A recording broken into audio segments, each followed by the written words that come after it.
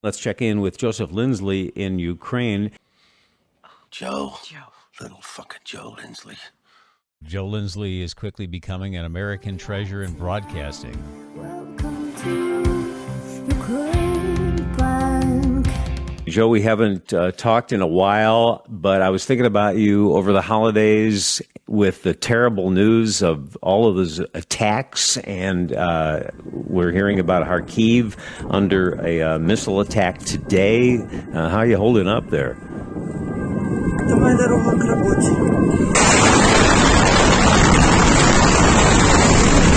Hey, Bob. Happy New Year, I guess. I hope everyone had good holidays in the U.S.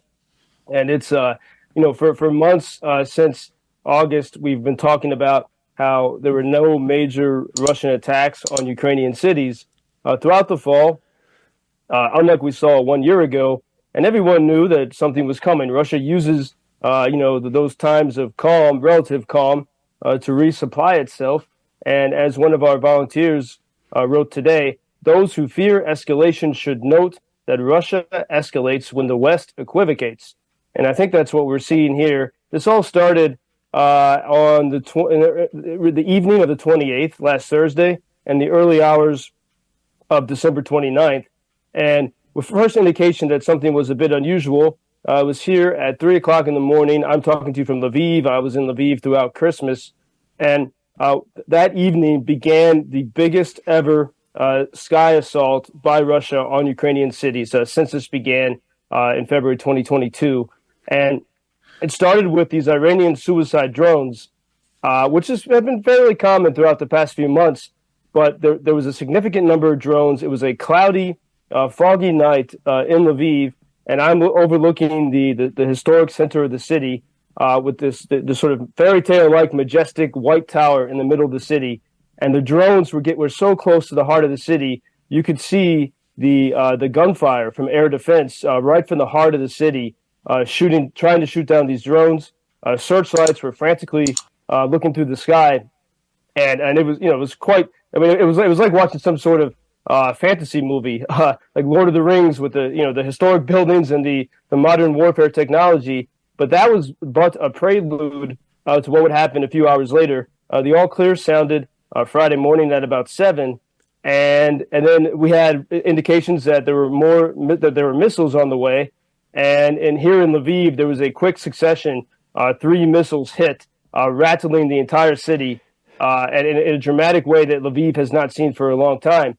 And then Kyiv was hit, Kharkiv and Odessa and places throughout the country. And in some ways, unfortunately, that was sort of an attack that Ukrainians were used to 1 year ago. But it's very notable that despite that heavy attack, the infrastructure still worked. There was power and electricity and hot water. The Russians were not able to hit the infrastructure. Then on Friday, Kharkiv became the focus of Russian wrath, or whatever we want to call it. And they had already sent Friday morning 23 missiles to the city of Kharkiv. That's an astounding number of missiles in just a small space of time, in just about an hour and a half. 23 missiles. That's twice than I've ever experienced when I've been in Kharkiv during incredibly intense attacks. And then they continued to pound Kharkiv throughout the weekend. Saturday, it was sort of supposed to be a holiday weekend, and all of a sudden Saturday evening I'm hearing messages from friends in Kharkiv, from military to civilians and volunteers, and I had never heard such fear in their voices from people in Kharkiv because they've been through so much. And Saturday evening, the Russians, among the things that they hit, was the Palace Hotel.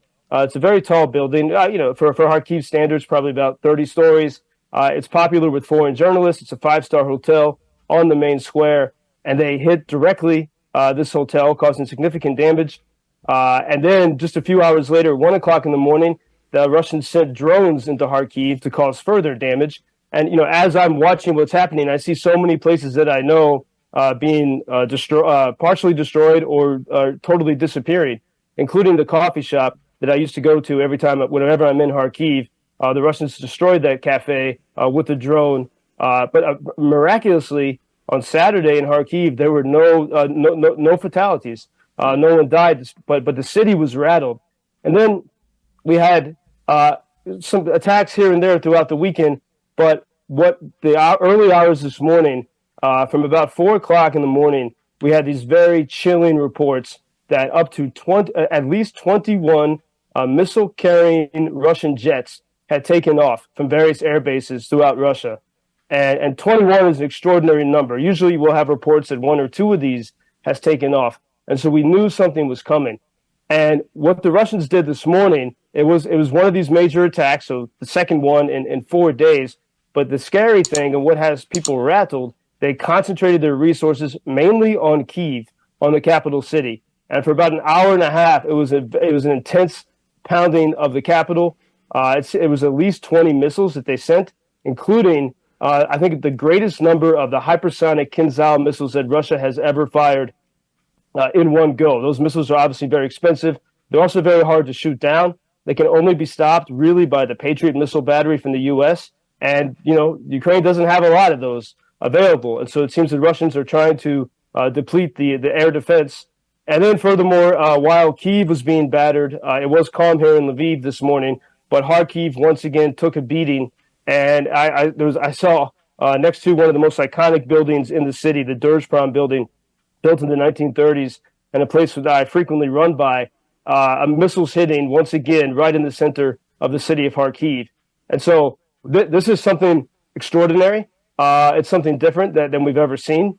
And people are frustrated here because they know they had the whole fall to get resupplied or to get the ability to hit bases in Russia so that this can't happen. And the West did nothing to help during that time. It's terrible news, but don't you think, Joe, in a way, this kind of helps Ukraine as that debate in Washington continues over more funding, because now Ukraine is in the headlines again, and we're all well aware of the terrible tragedies that Russia is inflicting on you. Well, Bob, it could if people look at it, in the right perspective. I still hear people, including the U.S. ambassador in Kyiv, saying, "Oh, this is why that spending package needs to be passed."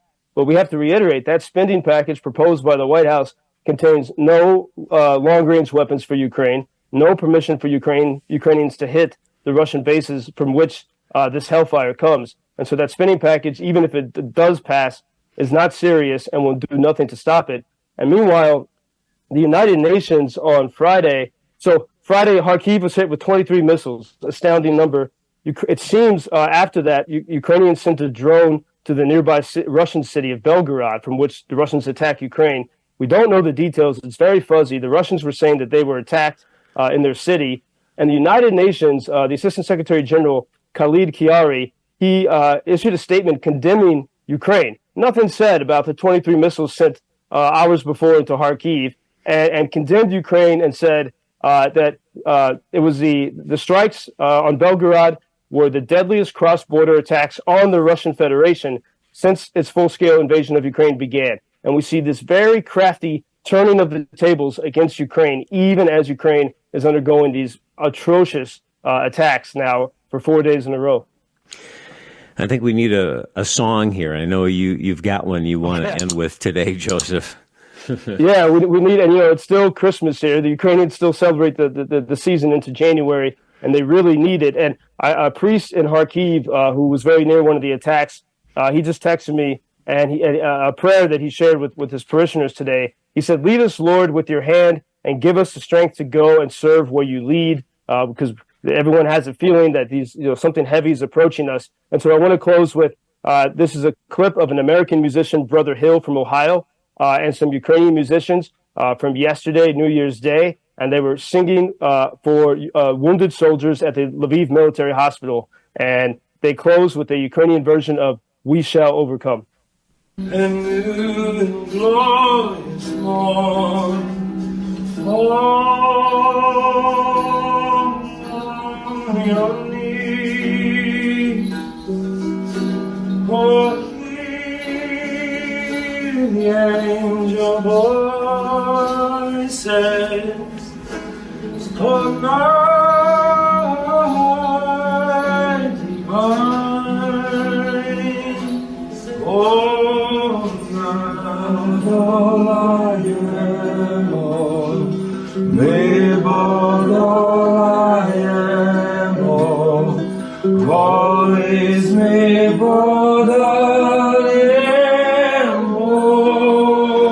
We shall overcome. We hope so. That is lovely to hear. Yeah, indeed, Bob. And as I talk, I mean, there are alarms are flickering on and off throughout the day. And I think everyone here is braced for something quite serious, for this not to stop anytime soon. Our thoughts are with you. We'll talk tomorrow. Thank you, Joseph. Until tomorrow. Thank you, Bob. Thank you for introducing Ukraine on your social media pages. That's very important that much more people can get more information about the situation here and how everybody can help Ukraine to stay stronger and to save all the world. Що він сказав?